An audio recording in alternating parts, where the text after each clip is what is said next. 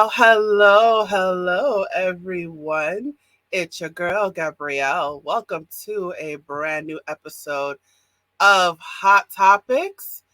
Let me tell you what this show is about in case you are new to this little shindig. So, this is the show where we like to have real talk about real things. We like to talk about things in education, employment, mental health, physical health, or anything else steamy. We talk about a variety of different topics on this show, but there is one central goal, and that goal is for you to learn something. So I want you to be better than how you were yesterday. And this is the show to do that. So let me tell you what the topic of the show today is. The topic today is the history of African American dance. So we are going to get into that today. I am looking forward to this topic, and let me tell you who the guest is that's going to help me with this discussion. Her name is Waterfall Adams, and let me tell you, her elevator pitch is that she is a creative professional and that being a creative professional is all about taking matters of creative endeavors into your own hands. That is fabulous. All right. So, without further ado, I'm going to go ahead and bring Waterfall to the stage. Hi, Waterfall. How are you doing today? I'm fine, and you? Good. Thank you. Thank you so much for coming on Hot Topics. All right, so you are going to talk to us about the history of African American dance. I am looking forward to this, so I'm going to have you take it away. Okay. Yes, I'm be discussing like a poem that can be found in both of these books, with the Free to Be V and Eclectic Mind of V, which you'll find on Amazon in ebook and paper book format, and also and hopefully other agitators and trying to get into audiobook format, and also be referencing African American Dance, an illustrated history by Barbara S. Glass that was published in 2007. And I'm also looking for more sources to, uh, based on the poem. And also, I did write an article on Hub Pages about the history of African American dance to try to look for like more sources as well. And as you see with my attire, I'm dressed like where African American dance began in the first place, which is Africa. According to Barbara S. Glass, Africa it's more than just a continent. It's like it has its own peoples that have their own dances. It's more than just a way to move your body. It's about mating, rites of passage, times of celebration, times of sadness, healing. Like if you're sick, like a doctor is like dances for your healing. And also Dan, even like as a people, black people, when we were taken in the United States as slaves, we didn't have possessions with us, material things, but we do have culture. And there are characteristics of African dance, which you might find in African American dances today, such as African movement vocabulary, since African dance requires you moving all of your body parts. It's a thing called isolation, like you move your hips. Like, for example, you see my arm right here. I'm giving you a little example of isolation. Like orientation, the second one is orientation to the earth, which means like it's like a dance is like a spiritual experience, like you're closer to God. In fact, I used to be a praise dancer when I was in my sophomore year in high school. The third one is improvisation, like freestyle dance, which you might find in break dancing. The fourth is circle and line formations. which you might find in certain line dances, like the wobble, electric slide, cupid shuffle, other line dances, like during events like say like a wedding or a cookout. The fifth is like importance of community. Like it brings like dance brings the community together. The sixth is polyrhythms. It's like a lot of rhythms at the same time. Like Africans, they dance to like more than one beat at one time. The seventh is percussion, which is one of those instruments that happen to be, which is found in African American dance, where African Americans first had started drums. In fact, during slavery, drums were not allowed because drums they were used to. It's not just dancing to them; it's communication, like our phones and other devices we communicate with each other. The eighth is pantomime. It reflects like the motions of life. The ninth is something in hand, like a prop, like a stick, like a cane. And the tenth is competition. That's right, competition. Like you guys serve the step up franchise dance battles. Yeah, that's right.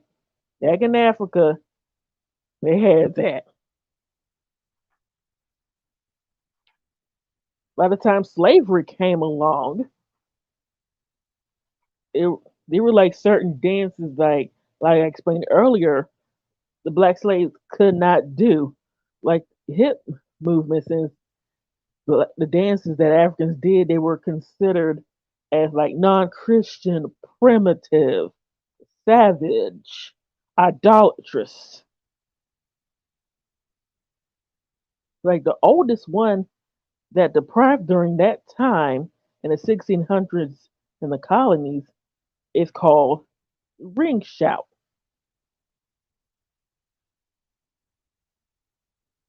It's dance where both free free blacks and enslaved blacks did, and also Christianized African American communities. And there's also buck dance and the jobba dance. In fact, when Africans came to this were brought to this country, the effects of the Christian religion has affected the way that black people moved because the slave master owners were afraid that the dances that the Africans did back in their homeland would recite rebellion.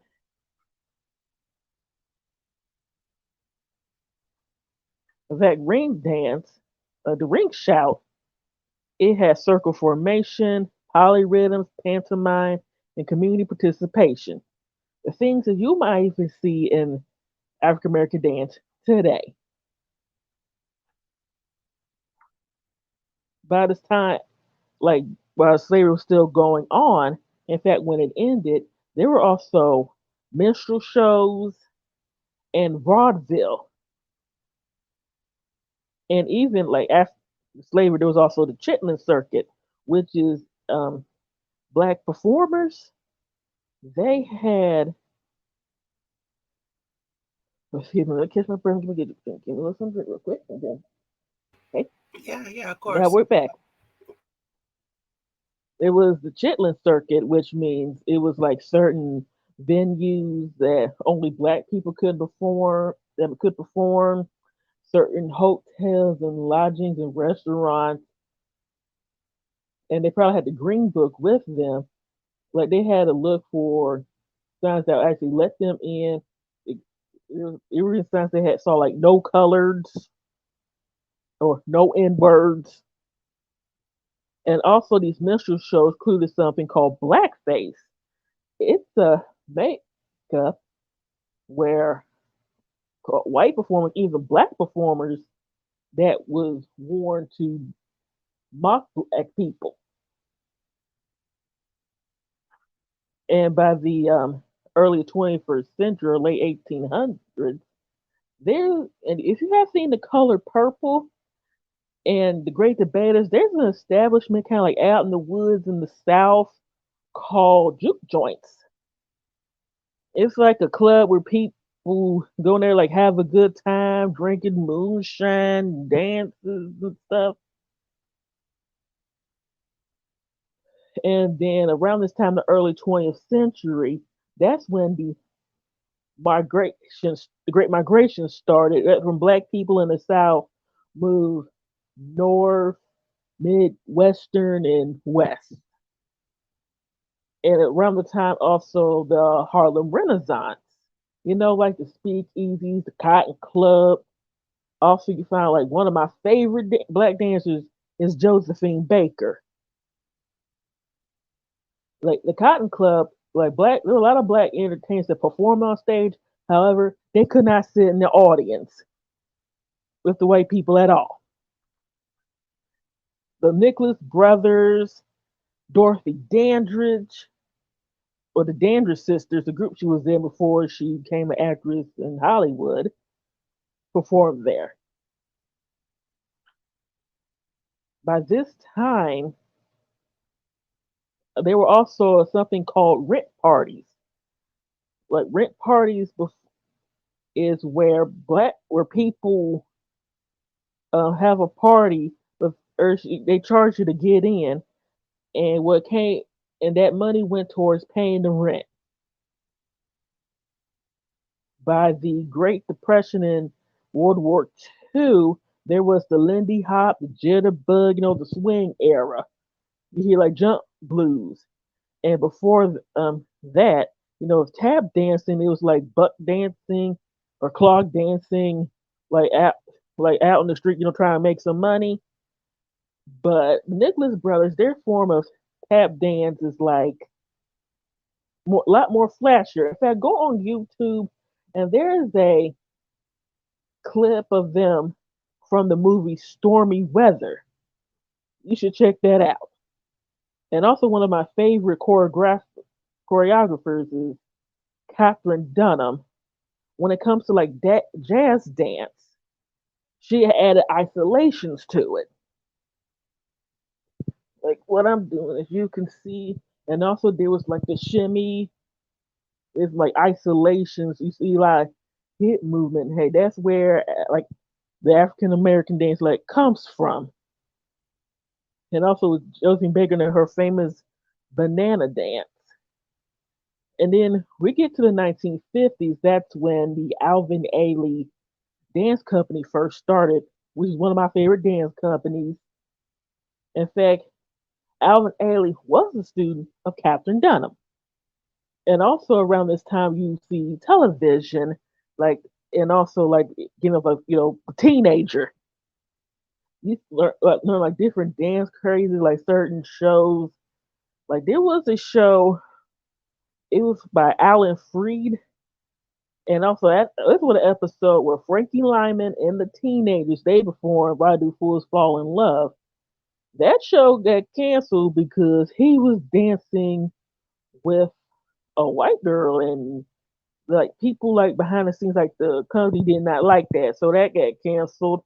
There were certain like dances like the mashed potato, and I forgot to mention the 1960s.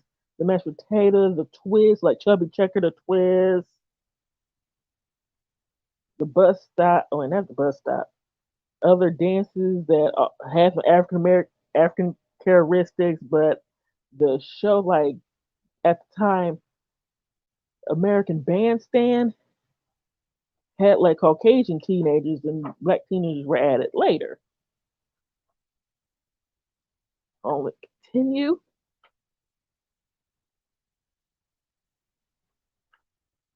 Hold on, let's go right here.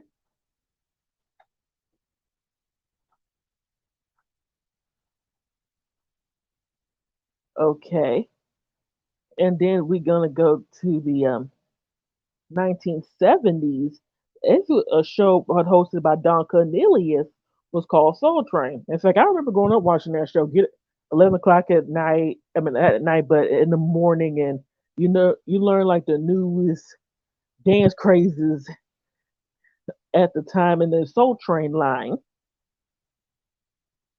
And then this is also around the time 1973 when a new genre of music was first being heard in Bronx, New York in 1973 called hip hop.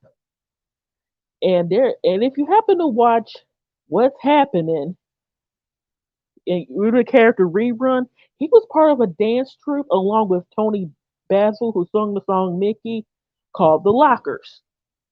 You saw, the pop in and the lock in. That's an example of early hip hop dance, and also a certain king of pop along with his brothers named Michael Jackson. When you see the for the song Dance Machine, that was the robot. Another example of early hip hop dance. And then Ramson is on to the disco club. Yeah, you'll see the hustle, those early hip hop dances,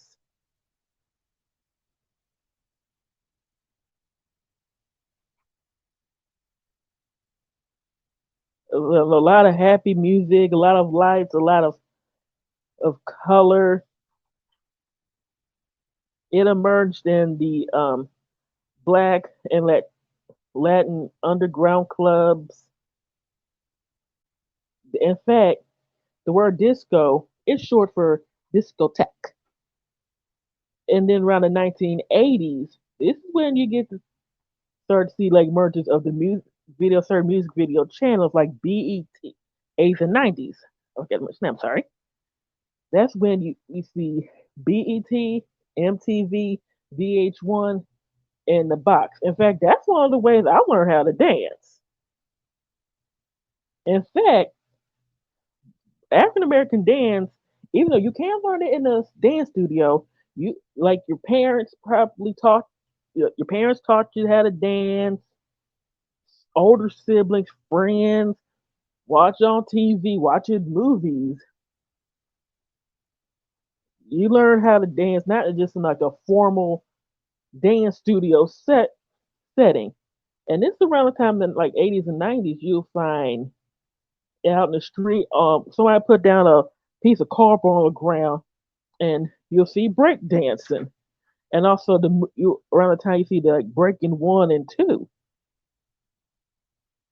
And there was a dance called Spider where somebody launches off of a pyramid of people, like people stack themselves, like get on their hands and knees, and somebody will just launch off. And hip hop music around this time starts to become more prevalent. And also around, I forgot to mention 1940s, in Black historical college universities, you'll find stepping was first getting started. You'll find that in sororities and fraternities. In fact, there is a dance company called Step Africa. At Step Step in as a dance. It originated in Africa by the South African miners. Like they had to use their boots make sounds to communicate because they weren't allowed to talk. Are there any questions so far?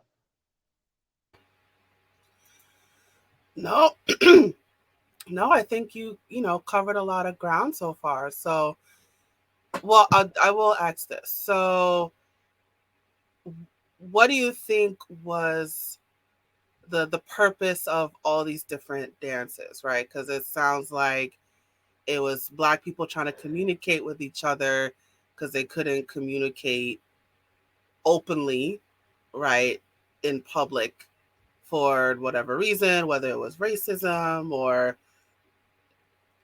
maybe it might have been a lack of education and that they didn't know how to put it into words, but they knew how to put it into body movements. So What do you think is the reason for all these different dances? The reason that all these different dances, because you probably see like a hint of them in like the African Americans that you see today. And also, I forgot to mention about, and I took not African, like intro to dance when I was in university. I learned like the difference between like the African aesthetic and the European aesthetic. Like the European aesthetic, you will find in like ballet. In fact, let me look up we're talking about European characteristics, so you probably would like know the difference between the aesthetic of African dance and the European. Like the first one for the European dance aesthetic is political and elitist basis. Like most of like the European dance is more like a court dance, like a royalty, like aristocracy. In fact, when ballet began, it was kind of controversial for its time because people showed an ankle. Yeah, because with the dances like twerking, in fact, twerking has been around before hip hop. If there was like a dance in the Mali um area, in fact, one of my pastor clan is Mali. It's called Mopoka, like Mhm. movement of the butt. That's Yes. where it came from. Oh, the second one is vertically and heavenward orientation. The third one is couple dance, like the waltz. Hmm. The fourth one is geometric patterning. The fifth one is country dances. This is like dances from like the ordinary people, like the lower classes. Hmm. And the sixth is individual dance. Yeah, even though there's like more I can research and more I can learn about, it's like more about like African American dance that I never knew of. I'm still am researching things I things I can learn more. Well, I am glad that I was able to tell you and the audience about the history that I know so far. Well, in terms of your, I want to hear more about your thoughts. So, what do you think is there a message in dance? Um is it just movements that black people are doing, or is there a goal? Is there a message? Is there some sort of change in society that black people are trying to do throughout time? What are your thoughts? Well, well, your question it reminds me of the poem in this book as well, and I'm going to recite it if it answers your question. It is Okay. called "We Have the Dance." As a people, we have the dance. Way back in the motherland, we always have the dance. Through times of joy, sadness, to heal, rites of passage, we have the dance. Through times of enslavement, we still have the dance. Even when they try to take it away, we have the dance. I'm sorry. We dance through the shade. From the juke joints to the migration, we have the dance. Through depression, I mean, even when it's time to pay the rent, we had to dance. Through depression and worldwide war, we have the dance. And dance studios and sock hops, we have the dance. On television through unrest, we have the dance.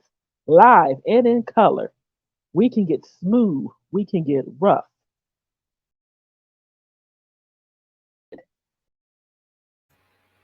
In the disco night, we have the dance. Through BET, MTV, VH1, we have the dance. Through social media, we have the dance. At Broadway, church, the club, community centers, competition, Hollywood, television, social gatherings, universities all over the world. we have the dance. We even put our own spin on it. Because of this, I shape what my ancestors gave me and get my Jackson on.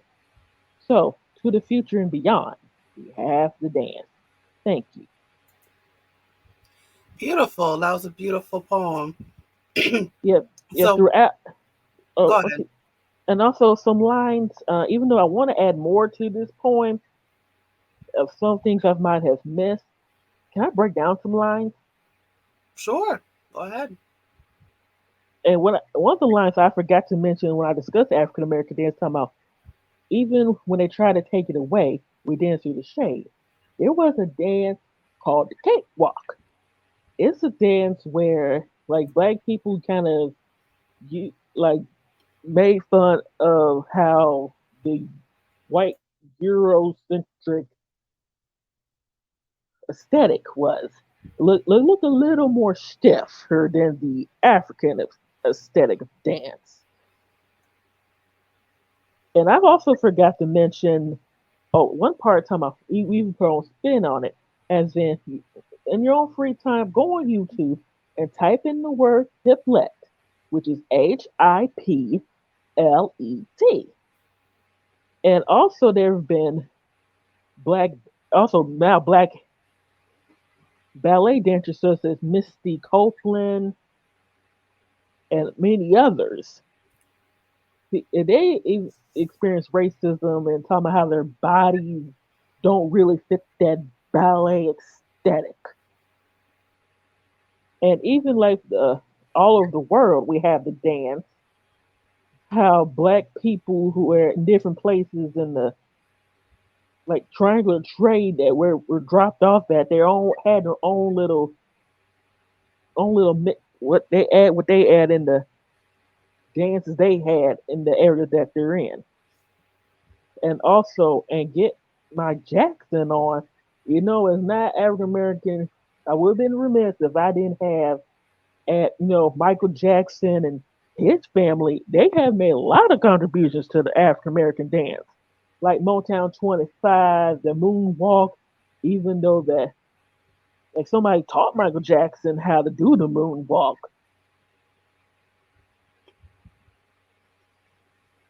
You got any more questions, ma'am? So so just kind of reframe it. So it just sounds like when it comes to African American dance, it was usually some sort of pushback against the mainstream or um, some like a way to cope with the changes in the times. Um, so, from based on your poem and based on what you've said so far, correct me if I'm wrong, but it sounds like the history of African American dance is rooted in um, survival or not being able to communicate verbally or as a way as to cope with certain life stresses. So what is that the sense of what I'm getting from the poem that you read and from everything that you said so far about the history of African American dance? I think it has.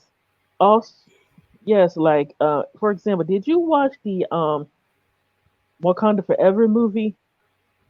Like, Wakanda Forever, yes. yes, you saw like the funeral scene. They have those people dancing. Like in some peoples, they have like at the funerals, they not just mourning death. They celebrate the life. There's like drums and dancing and singing. Yes, yes, I remember that scene. Yeah, and I haven't looked at. Yeah, I'm trying not to make it like a stereotypical way, even though there have been like dances try to make black people look like a stereotype. Yeah, there is more research and more things I can learn about the history of African American dance that I have never knew, and I am willing to share. In fact, I am doing researching, doing a for a script I'm trying to adapt in screen and or stage. It's gonna be like music, like kind of like a musical, time travel in the different eras of the dance dance I just mentioned. Mm-hmm.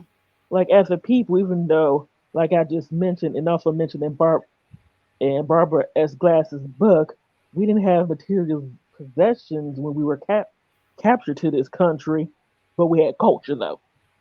And dance just happened to be that part of that culture, just like with music. Right, right. Right. So we were in its and it's all it's rooted in slavery, or rooted in slavery times and the slave trade.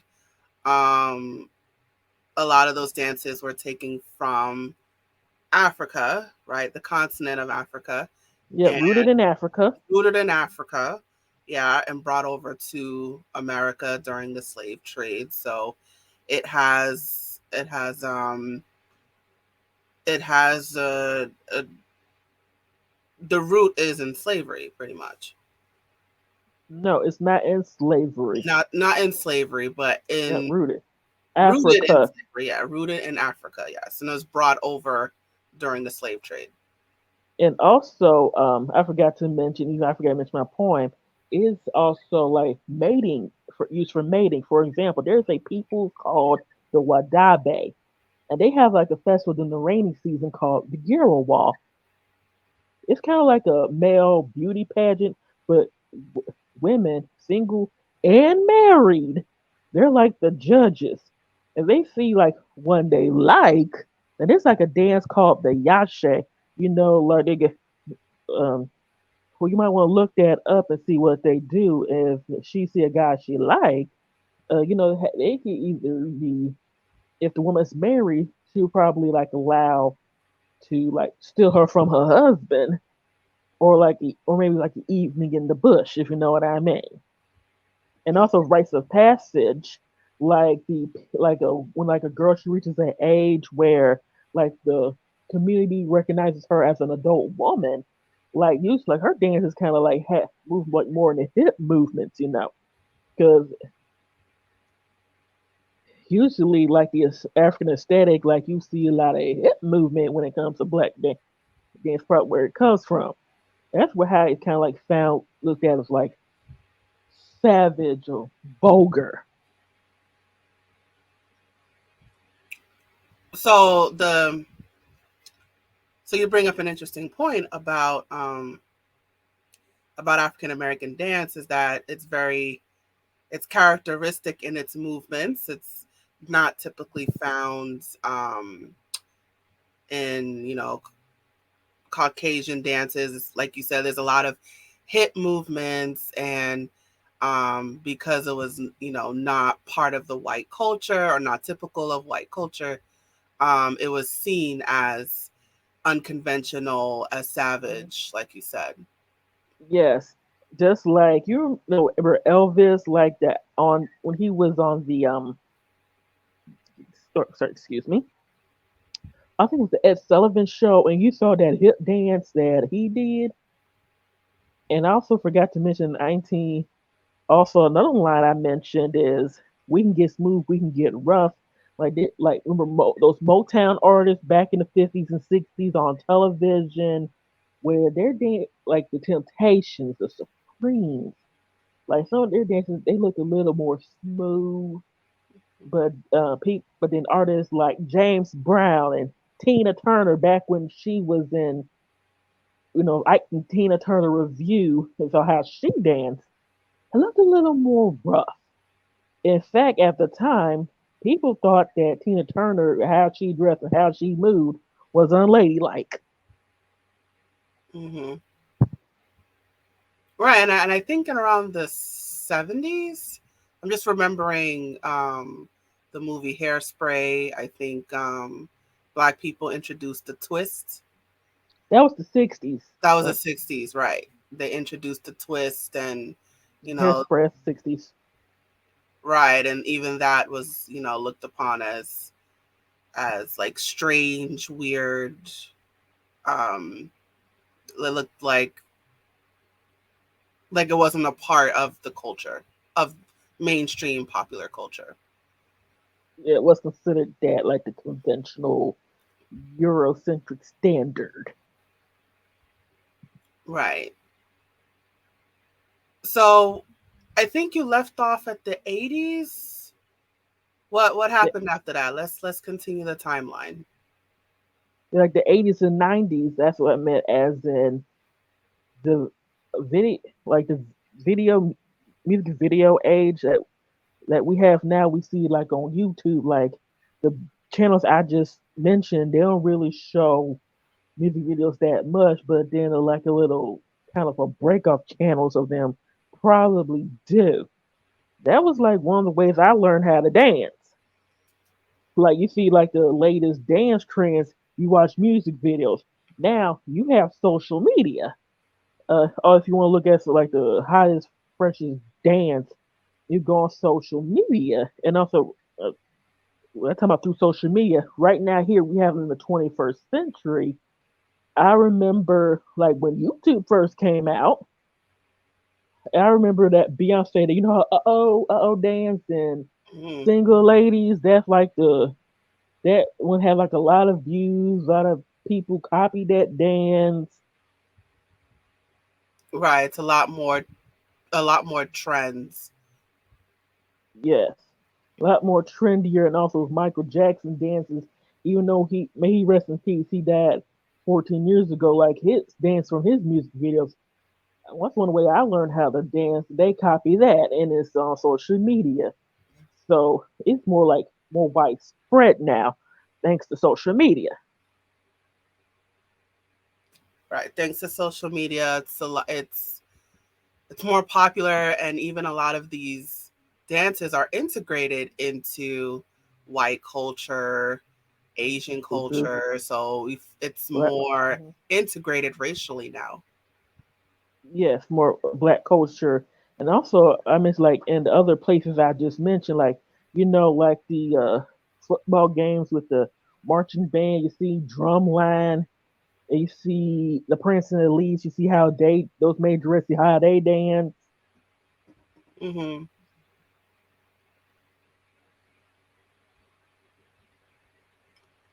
So, in looking at the history of African American dance, you started from, I think you started from like the 40s Uh uh and I didn't start from the fort. I started like I said way back in the motherland. Like the beginning of time, the beginning of time. Sorry. like the traditional talking about the traditional dances of certain African, lots of African like peoples.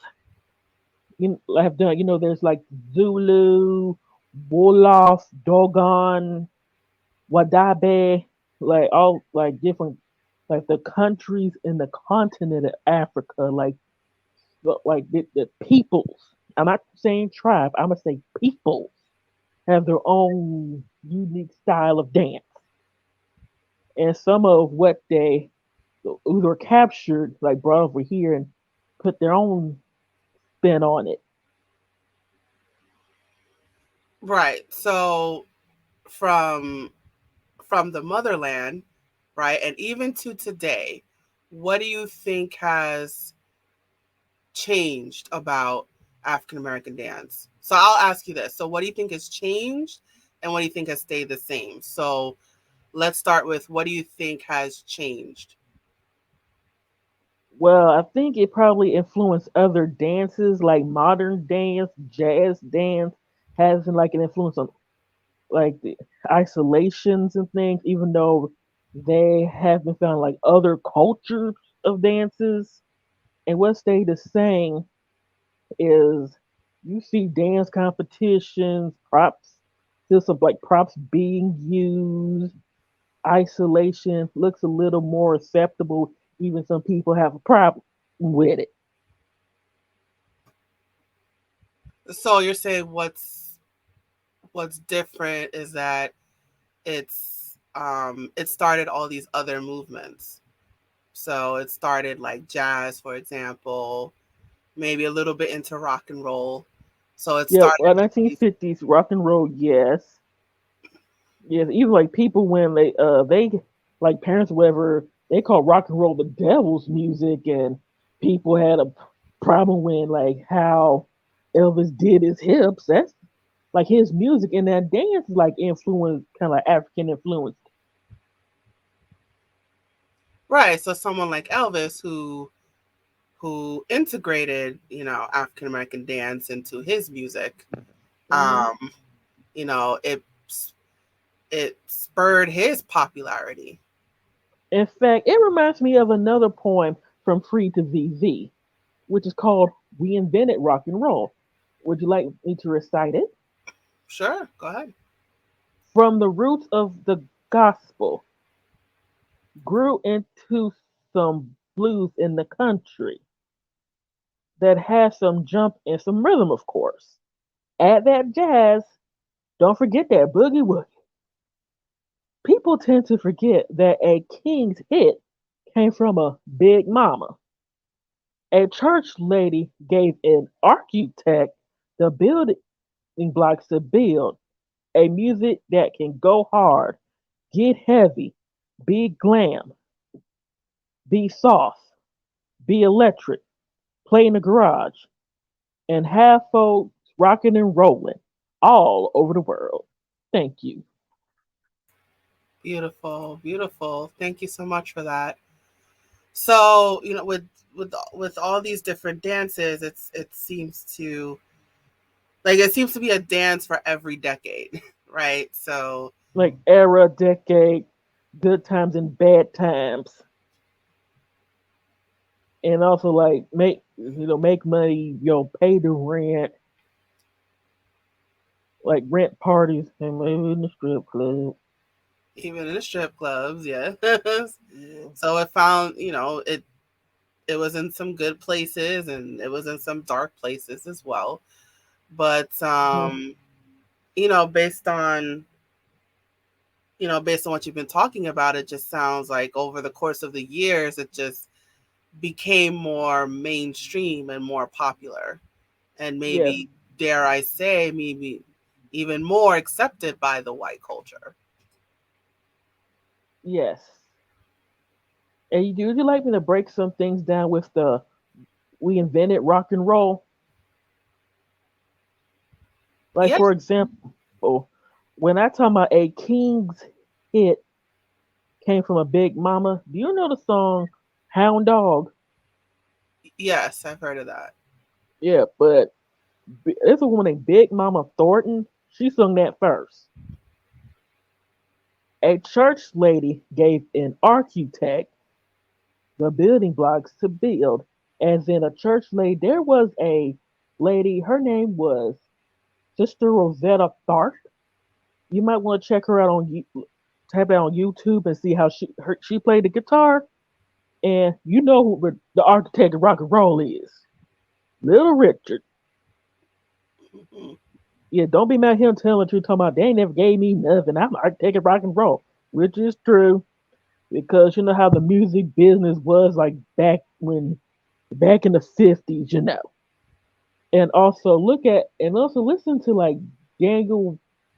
I think his name was not there, but Pat Boone version of Tutti Frutti, and also how in the music how like black artists, how they have a little tag of like if the music has like a lot of profanity and other kind of, let's say, vulgar material. There's a sticker on there, but because they're black, probably have that album like in a paper bag or got it in the music store. Got to go somewhere in the back get it. And also like the teenage kids, like they probably like hid it in their room.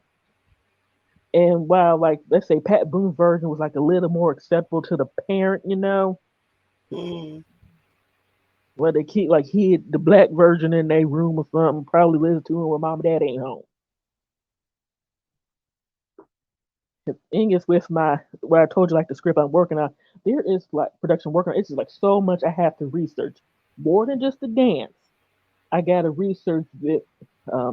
like places, like let's say like a ballrooms or club, or kind of music video. Like remember those like futuristic music videos?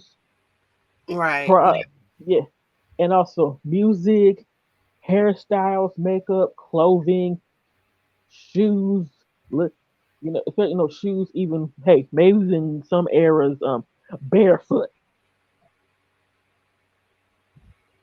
Right, right. So it's what was once considered unconventional, out of place, savage. It's now become more popular, more accepted, Hmm. and over replicated.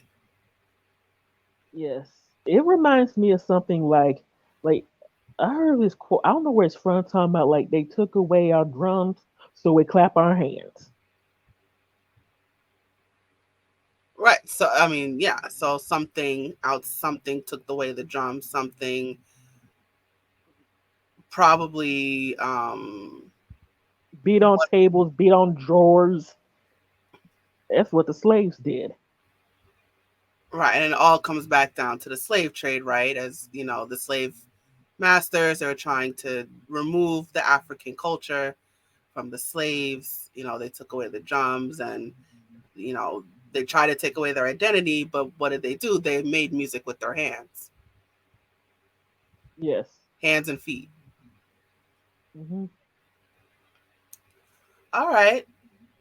So it's just kind of thinking about everything that we've talked about. It's becoming more accepted, and all these dances were reflective of the era and of each era, and it was used as a way to communicate, to rebel, um, to get through tough times, right? And it all started from Africa, right? It started all from the Hmm. motherland, and Yes. and as soon as it got to America, it changed, but Hmm. the essence of the dance remained the same throughout all these years. And because Hmm. of social media, it's a lot more popular, a lot more trendy, and even more accepted by white culture. Hmm. Um, so now it's not so savage and it's not so unconventional anymore. Correct. All right. Well, this was a fabulous conversation. We're going to start to wind things down a bit. So, Waterfall, thank you again for this conversation. So, You're I'd like to welcome. ask my guests to share any words of wisdom with our audience. So, Waterfall, do you have any words of Well, wisdom you'd like to share? actually, from this book features some quotes, some originally from me and some from other people. All credit goes to the people I got the quotes from. Let me find something to end with. From me is in life, have flexibility, and I will give. And here's a quote from Tyra Banks: "Perfect is boring, human is beautiful." Thank you. There you go. There you have it. All right. So, Waterfall, thank you again for coming on Hot Topics. And now we're going to go Thank you. ahead with your promotion. All right. So, Waterfall, you are all over the web. So, you guys, if you want to learn more about Waterfall Adams, you can follow her on Facebook. She has two Facebook accounts. One is personal, veronica.e.adams. You could also follow her business page, which is Waterfall Adams. You could follow her on Instagram as Waterfall Adams. You could also follow her on Twitter. The account name is Vavani159. That's Vavonni 159. She's also on YouTube as Waterfall V. That's VEE. She's also on TikTok as Waterfall Adams 86. You can also find her on LinkedIn under her name, Veronica Adams. So follow her on LinkedIn as well. She's also on, I'm just going to wait for it to come up here on the screen. So it's scrolling below at the bottom of the screen if you are watching this on video. So I encourage you to take notes and to make sure you get that information. But she's also on Pinterest, Vavani159, and Tumblr as Vavani159. So I encourage you guys to go to all of her social media accounts and follow her on every single one of those accounts and stay in touch with her and learn about her as well. So while it is scrolling below at the bottom of the screen, I understand that people listening to this on a podcast, you have to use your imagination. But actually, no, you don't have to use your imagination because this information is in the description. So if you're not able to catch all that I've just said, do not fret. All of this information is in the description. So whether you're watching this on video or you're listening to this on a podcast, all of this information is in the description. So it is at your fingertips, however you are taking in this information. Oh, and I forgot to mention a big shout out to Precious Digital Marketing Agency. They have really been a big help for me to market and promote my books, and I hope they can help you too. All right, we got a shout out. Awesome, awesome, awesome. All right, I do have your video, so we'll play that in a second. Okay, So let me get these blogs as that well. was made by that company. Yes, yes. So we'll play those. Let me just get these blogs. You also have a couple blogs, um, which is at the bottom of the screen right now, which of course again will be in the description. So can you tell us about your blogs, Waterfall? Well, well, my first blog, Waterfall's World. In fact, that was the original title. My first blog is I always did want to blog one day and couldn't really come up with a title, so that was the title. It is the eclectic blog where I talk about different topics like what's going on in my life and current events. And my second one, Waterfall's Online Art Gallery, excuse me, is about me discussing and critiquing my favorite artworks. All credit goes to the original artists that are alive because there's not my original artwork on there at the moment. I feel with this other blog, I feel like my degree in art history, I'm a art history major with a minor in dramatic art. I feel like the art history part is being put in a good use. All right, so there you have it. And I encourage you guys to check out her blogs, both of her blogs as well, which is also available in the description. It's also at the bottom of the screen if you happen to be watching this on video. But either way, this information is available to you one way or another. And lastly, you mentioned it several times, but you have a couple books, and we have a lot of books actually, and all of them are on Amazon, I believe. Yes, and if there are other agitators like say Barnes and Noble, Books a Million, Google Books, check them out. If not, I'll try to get them on there, and also try to do like the audiobook format of my uh, books as well. The books you just saw as well. And I'm working on more researching on more books and other written content. Great, great. And show us those books again. So you read from a couple of your books. So one is called The Eclectic Mind of V. That's one of your books, and the other one is called Free to Be V. So those are a couple of your books, which you can get on Amazon. You could also get at your local bookstore. Um, Yes, and also check out this book, right? What I have been referenced throughout this interview, African American Dance and Illustrated History by Barbara S. Glass. It's a good book as well. all right, so there And you go. I'll go ahead. oh yes, and also I will be researching more material from the script I'm telling you about. Because there's some things about African American dance that even I don't know. And there's a And lot hope to to share. learn about African American dance. It's rooted in so much history. So there's a lot to learn about it, and and I encourage you to keep researching it, and even to my audience as well, look into it for yourself as well.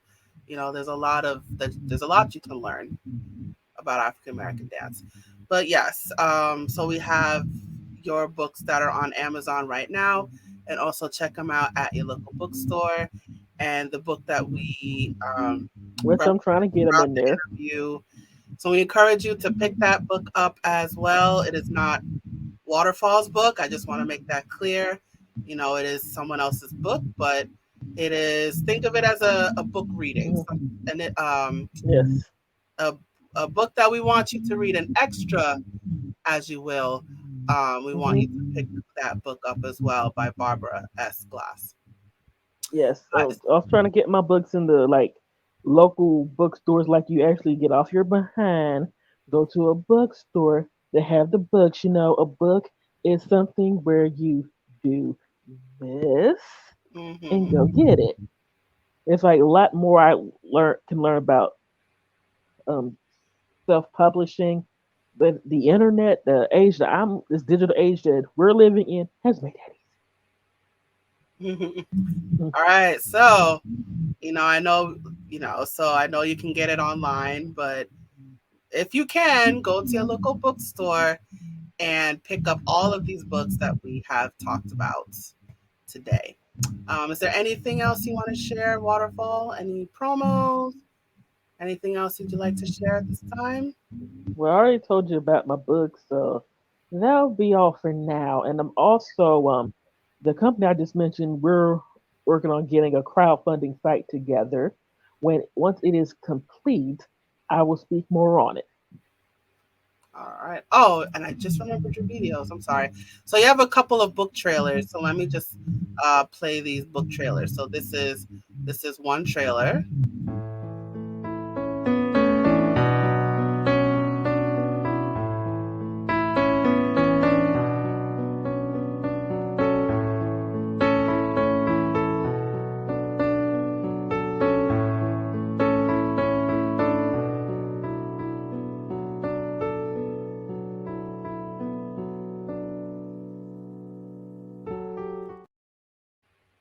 Beautiful. And this is the second book trailer.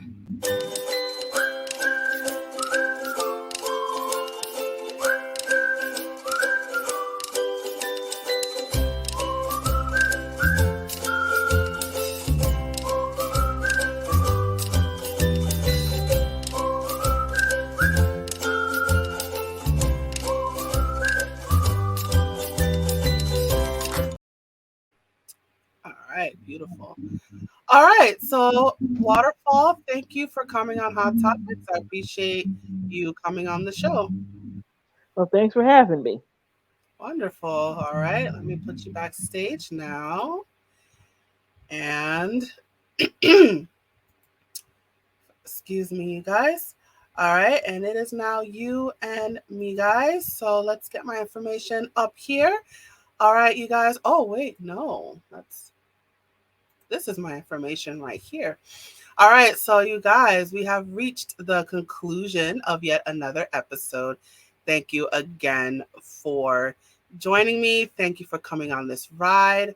We are in season 5 right now. I can't believe we're actually in the 5th season of Hot Topics. So thank you for joining me on this ride, whether you are brand new to the show or you've been riding with us all this time. Thank you for joining us on Hot Topics for all this time. So I want to take this time to remind you that Hot Topics is a production of my tutoring company, A Step Ahead Tutoring Services. So what does that mean? That means, listen, if you're looking for any kind of academic assistance, whether it is for you or for your child, we offer, my team and I, we offer one-on-one tutoring, test prep, college counseling, editing and proofreading. We also have a variety of workshops as well. So if you are looking for any of those services, we offer those virtually as well as in person if you are within the 5 boroughs of New York City. But if you are not, don't fret. We offer these virtually as well. So if you are looking for any of these services, please check us out. Our website is www.astepaheadtutoringservices.com. You can also follow us on social media. We are on multiple social media platforms. So just type in A Step Ahead Tutoring Services and we will pop up. Just look for the yellow pencil with the gray and black tip, and that is us. So again, the website is www.astepaheadtutoringservices.com. Go to the website and learn all that there is to know about us. And again, follow us on social media as well so you can get even more up to date information about us. I also encourage you, if you learned a lot from this episode, if you enjoyed this episode, I encourage you to leave a comment in the comment section below or in the comment thread, whether you're listening on a podcast or you're watching this on video. Somehow there's a comment section somewhere. So I encourage you to leave your comments, leave your feedback about this episode. You could also drop a rating as well if you're listening to this on a podcast. So the feedback helps us a lot, whether you like it or didn't like it or whatever you have to say. Drop a comment, drop a note, drop a line, drop something. But please give us your feedback about this episode. All right, you guys, thank you again for joining me on Hot Topics. I look forward to you joining me on the next episode. Thank you guys again. And now, as always, I am signing off. Bye, you guys.